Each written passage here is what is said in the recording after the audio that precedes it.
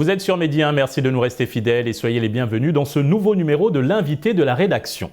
Comment améliorer la prise en charge des enfants déficients mentaux au Sénégal? C'est l'une des nombreuses missions que s'est fixée l'ACEDEM, l'Association sénégalaise pour la protection des enfants déficients mentaux. L'association offre, entre autres activités, aux enfants ayant une déficience mentale d'accéder à une scolarisation adaptée, une prise en charge de qualité et une formation en vue d'une insertion professionnelle. Pour avoir un éclairage sur l'accompagnement des enfants déficients mentaux au Sénégal, nous sommes avec Marie-Madeleine Amidione, coordinatrice de l'ACEDEM et directrice du centre Aminata Mbaye de Dakar. C'est un plaisir de vous recevoir sur ce plateau. Il est partagé, Alexis. Madame Dione, tout d'abord, depuis quand existe votre association et qu'est-ce qui a motivé sa création? Alors, ACEDEM existe depuis 1989 de la volonté d'une femme dévouée qui a eu une fille déficiente intellectuelle. Donc c'est à l'issue de cela qu'elle s'est dit pourquoi pas ne pas créer une association qui prendrait en charge la couche de cette population qui est très souvent laissée pour compte. Et c'est comme ça qu'un groupe d'amis s'est organisé pour créer l'Association sénégalaise pour la protection des enfants déficients mentaux, ACEDEM, en 1989. Et en 2009, ils ont été reconnus comme une ONG. Et en 2017, ils ont eu la reconnaissance d'utilité publique par décret du chef de l'État. Aujourd'hui, combien d'enfants recevez-vous dans vos structures et quel accompagnement spécifique leur offrez-vous? Aujourd'hui, ACEDEM a deux centres, un à Dakar qui a été ouvert en 2003 avec 8 enfants et aujourd'hui on en reçoit 153, c'est-à-dire 153 enfants et jeunes adultes qui vivent avec un handicap intellectuel, à savoir des autistes, des trisomiques, des IMC, c'est les infirmités motrices cérébrales et d'autres pathologies associées. On a un autre centre à Dakar, à Saint-Louis, qui en accueille 30.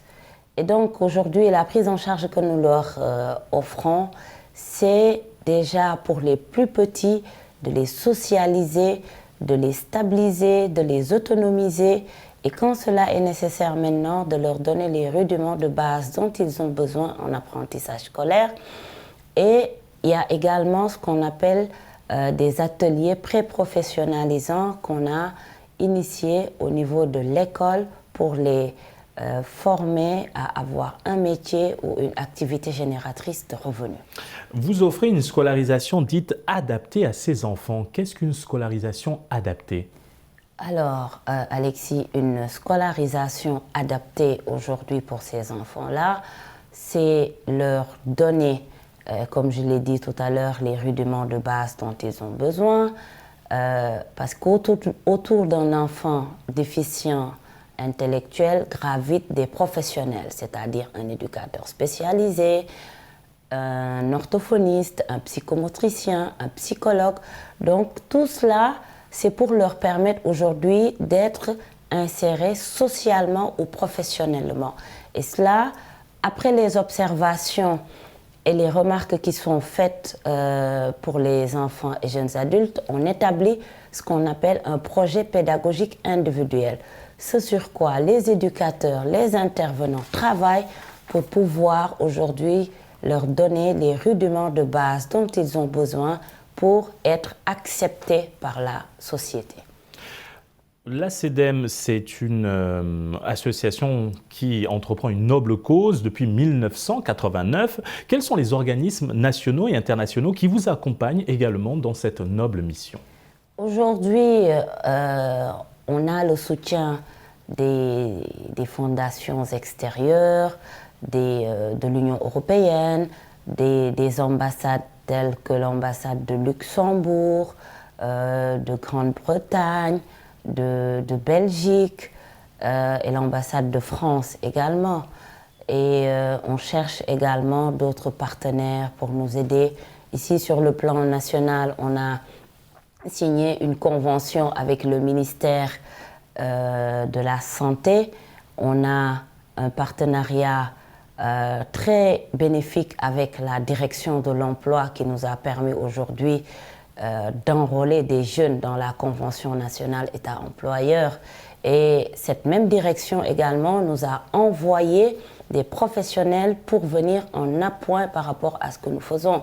On a également pu avoir l'arrêté pour la déductibilité des dons sur l'assiette délivré par le ministère de l'économie et des finances récemment. Donc tout ça, ce sont des soutiens que nous avons et le chef de l'État également nous aide beaucoup parce qu'il a eu à reverser ses droits d'auteur pour le livre qu'il avait écrit Le Sénégal au cœur.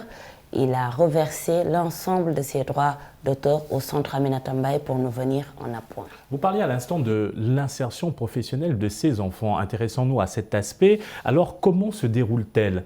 Vous parliez d'un partenariat à l'instant. Comment ça se passe?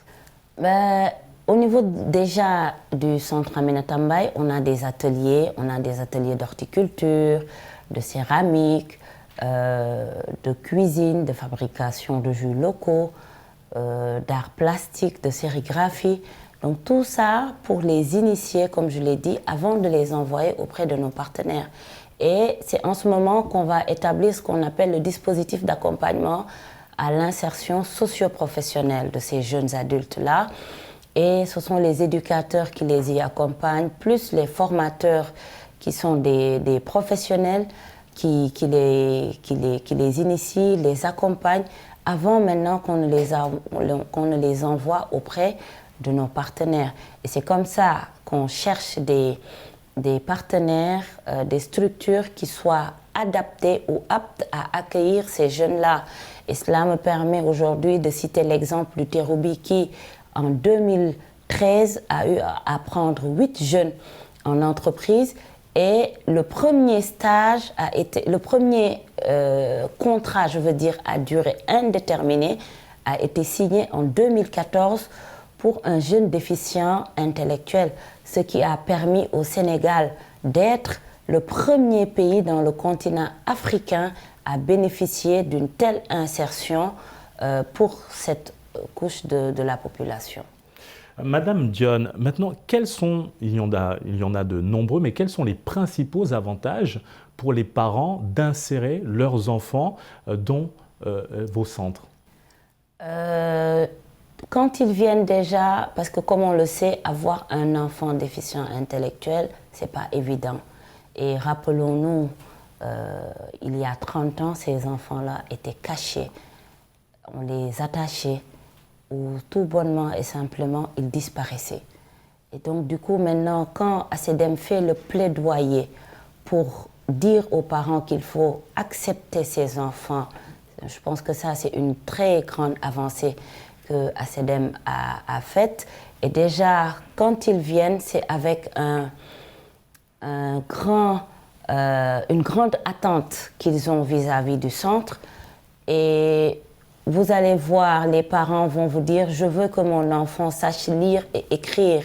Mais ne nous voilons pas la face non plus. On sait que tout le monde ne peut pas lire et écrire et tout le monde ne peut pas être aujourd'hui inséré dans des entreprises. Raison pour laquelle on fait de telle sorte qu'ils aient une activité génératrice de revenus qui leur permette de se prendre en charge et d'être autonomes, mais surtout leur donner leur part de dignité parce qu'ils sont des citoyens à part entière.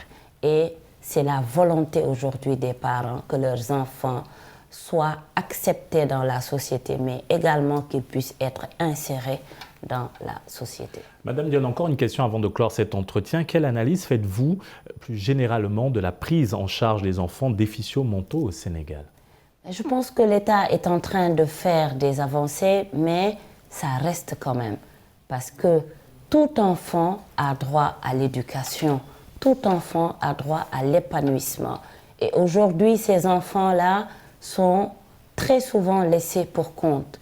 Et ce sont des citoyens à part entière. On doit les intégrer, on doit les socialiser, on doit leur donner aujourd'hui tout ce dont ils ont besoin pour avoir leur dignité, pour avoir tous les avantages aujourd'hui que qu'ont les citoyens. L'État doit multiplier les efforts pour que ces enfants et jeunes adultes puissent être considérés comme des citoyens à part entière. Merci Madame Marie-Madeleine Amidione. Nous rappelons que vous êtes la coordinatrice de l'ACEDEM, l'Association sénégalaise pour la protection des enfants déficients mentaux, et bien sûr directrice du centre Aminata Mbaye de Dakar. Merci beaucoup à vous. Et merci à vous d'avoir suivi cette émission. Très bonne suite des programmes sur Média.